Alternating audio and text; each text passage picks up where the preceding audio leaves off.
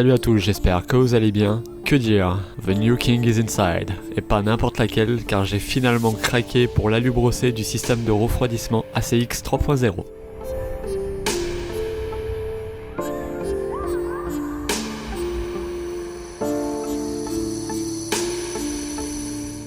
Vous l'avez donc certainement compris, ma nouvelle CG est signée EVGA. Je vais tout d'abord attaquer par cette boîte sur laquelle il n'y a pas grand chose à dire, hormis qu'elle arbore fièrement le logo de la marque. On peut y lire que cette carte est faite pour les hautes résolutions car elle dispose de 8 Go de GDDR5X et qu'elle supporte donc toutes les technos de Nvidia. Puis il y a aussi un petit encart dédié à EVGA Precision XOC qui est le logiciel propriétaire de EVGA. Bref, enchaînons sur l'interne de celle-ci en commençant par le bundle. Comme d'habitude chez EVGA, il est très complet et on y trouve tout simplement donc dans un premier temps le guide d'utilisation, le CD des drivers, que je ne vous conseille pas d'utiliser et d'aller directement télécharger les derniers drivers sur le site de Nvidia. On a droit à un petit badge alu à coller sur notre boîtier ainsi qu'un adaptateur 6 pins vers 8 pins. Et comme si ça ne suffisait pas, ils ont rajouté un poster et des autocollants. Alors certes ça reste futile par rapport à la carte, mais pour les 730 € auxquels elle est proposée, son bundle se doit d'être correct et c'est très largement respecté. Bref, le tout pour terminer évidemment sur cette GTX 1080 Gaming ACX 3.0. Et je vais tout d'abord rappeler la gamme des 1080 EVGA, histoire de voir où celle-ci se situe. Et du coup, chez EVGA, ça commence évidemment par la Founder Edition, qui est suivie par la 1080 Gaming, qui est dotée d'une turbine maison, tout simplement. Et c'est tout simplement après ces deux cartes que cette GTX 1080 Gaming ACX se situe. Et donc, par déduction, derrière l'édition Superclock, qui dispose d'un léger aussi d'usine. Petit point important à noter sur ces 4 cartes, elles disposent du PCB de référence. Alors certes, pour l'OC, c'est pas ce qu'il y a de mieux, mais l'avantage de ça c'est qu'on dispose donc déjà de waterblock pour watercooler ces cartes, chose qui m'intéressait tout particulièrement. Du coup je vais finir par les modèles haut de gamme qui sont tout simplement les For The Win et les Classified, qui ont des phases d'alim bien plus conséquentes et donc parfaites pour l'OC. On aura certainement droit par la suite à un modèle Hydro Cooper certainement, puis Vince Lucido, pardonnez-moi pour la prononciation, va certainement pas se contenter d'une simple Classified avec seulement un double 8 pin avec 14 plus 3 phases d'alim. Il aura certainement droit évidemment à la fameuse version qui porte son pseudo, c'est-à-dire l'édition Kingpin. Maintenant passons à la carte. Comme dit précédemment, on est face au système de refroidissement ACX 3.0 Design by EVGA, comme il est écrit donc sur l'équerre PCI Express. Celui-ci est équipé de 2 ventilateurs de 90 mm en plastique granuleux noir brillant avec en leur centre le logo EVGA noir mat en relief.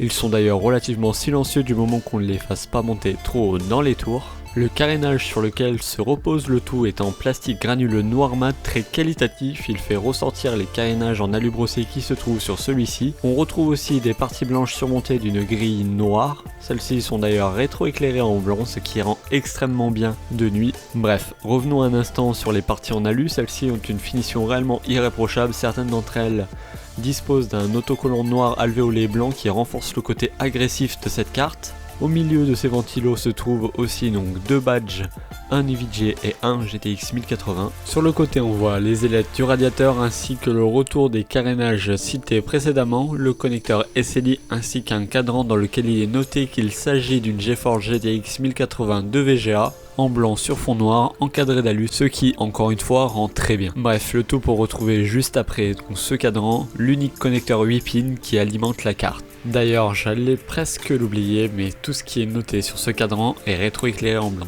On peut y voir aussi donc la seconde backplate située en dessous du PCB, ce qui donne une grande rigidité à cette 1080. Et justement donc en parlant de backplate, enchaînons sur le dessus de la carte. Celle-ci dispose donc d'une magnifique backplate noire finition alu brossé avec des aérations possédant du mesh. Puis un petit rappel de la carte, le tout avec une finition encore une fois très poussée et réellement très soignée. Du coup passons à l'arrière où on peut voir donc les caléoducs qui ont tendance à slalomer dans le rad histoire de bien répartir la chaleur dans celui-ci.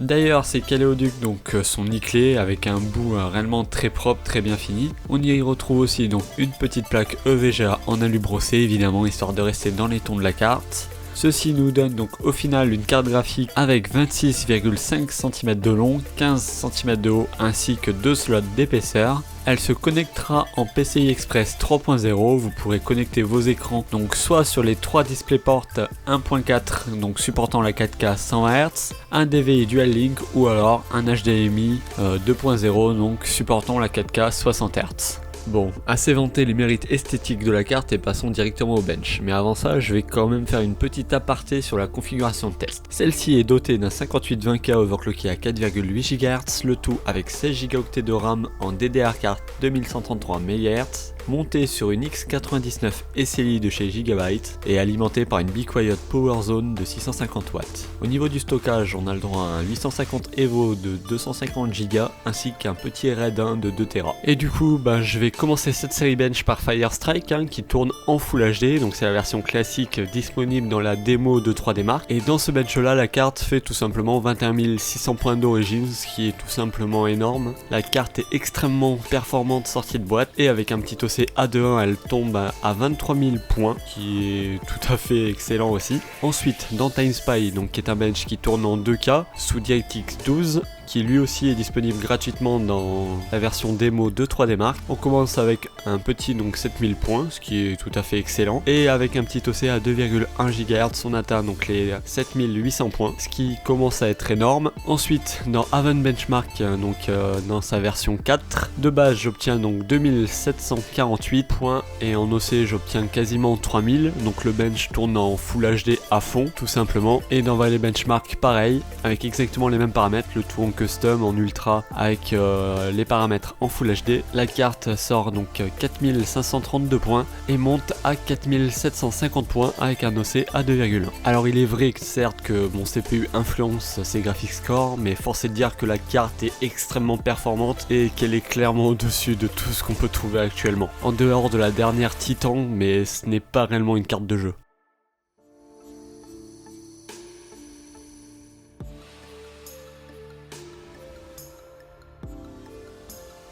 Bref, maintenant passons donc au bench in-game. Donc là c'est relativement simple, j'ai choisi donc 4 jeux, The Rise of the Tomb Raider, GTA V, Resistra et Mirror's Edge Catalyst, qui sont tous les 4 donc des jeux relativement gourmands. Alors d'autres sont relativement anciens comme Crysis 3, mais c'est des jeux on va dire plutôt récents pour ce qui concerne les autres. Et au niveau des paramètres graphiques optés, bon depuis tout à l'heure je vous passe une séquence en fond donc pour vous les montrer, mais en gros c'est relativement simple. Au niveau des graphismes c'est tout à fond clairement. Et en ce qui concerne l'anti-crénelage ou l'anti-aliasing si vous préférez, généralement voilà j'en ai mis un petit peu et j'ai gardé donc les mêmes paramètres pour les 3 types de résolution testés, c'est-à-dire donc la Full HD, la DSR 2K et la DSR Ultra HD. Alors certes la DSR c'est pas exactement comme si j'avais un écran 2K ou 4K ou Ultra HD, enfin bref. Mais du coup ça va vous permettre de vous donner une idée des perfs qu'a cette carte dans ces résolutions là. Après c'est clair que c'est pas ce qu'il y a de plus probant, mais je vous ferai d'autres benches que j'aurai un écran plus adapté.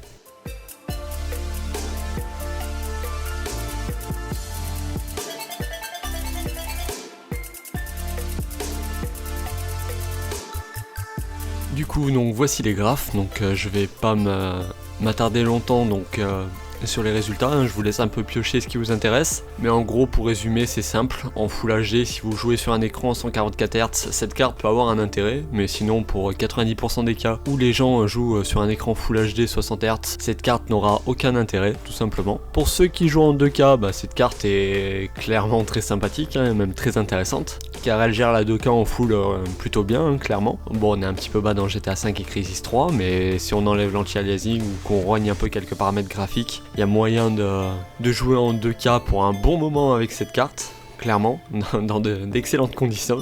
Après en ce qui concerne l'Ultra HD, bon, on est clair, on est 4 fois au-dessus de la Full HD en termes de résolution, donc automatiquement les perfs sont à la baisse. Mais en ce qui concerne The Rise of the Tomb Raider et Mirror's Edge Catalyst, on est à 45-50 FPS, ce qui est excellent. Après, encore une fois, dans GTA V et Crysis, on est un peu plus bas, mais bon, si on enlève l'anti-aliasing et qu'on enlève toutes ces conneries de mode ultra et qu'on descend un peu les paramètres graphiques, le jeu va tourner de manière très bien avec des graphismes relativement bons à une soixantaine de FPS en 4K quoi. Voilà, tout bêtement, si vous jouez en Full HD, cette carte n'a aucun intérêt à part pour les écrans 144 Hz. En ce qui concerne la 2K, c'est purement et simplement excellent, elle fait tourner en full de manière easy. Et en ce qui concerne la 4K, automatiquement il faudra rogner les paramètres graphiques, mais quoi qu'il en soit, vous pourrez jouer dans cette résolution dans d'excellentes conditions.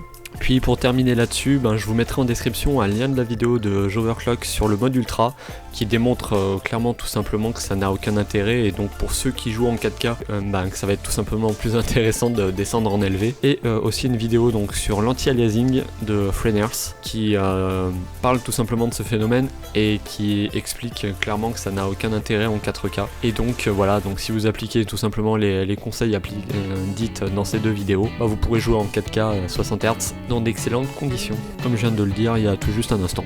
Bref, pour conclure, une excellente carte, avec un bon design, un bon système de refroidissement, elle a été très travaillée, et en plus de ça on a un bundle très complet, le tout avec un prix très intéressant, vu que celle-ci tournait aux alentours des 730 €. Le seul souci c'est que maintenant elle se trouve tout simplement plus dans le commerce. Alors me demandez pas pourquoi, je suppose tout simplement que c'était pour couvrir la sortie des 1080 avec un modèle au prix on va dire très attractif, et c'était le cas parce que c'était tout simplement la moins chère des 1080, et donc si vous souhaitez partir sur une 1080 VGA, je vous invite à jeter un coup d'œil tout simplement au modèle Superclock, qui est exactement la même carte avec un léger OC, et donc du coup elle aura certainement des perfs très similaires avec un prix plutôt bon, car elle se tourne aux alentours des 760 €. Après, si vous avez un petit peu plus de budget et que vous voulez vous amuser à faire des gros OC, je vous invite à jeter un coup d'œil à la For the Win, qui est fortement sympathique avec un prix on va dire plutôt raisonnable, qui tourne aux alentours des 790 €. Puis j'espère tout simplement que cette vidéo vous aura plu. N'hésitez pas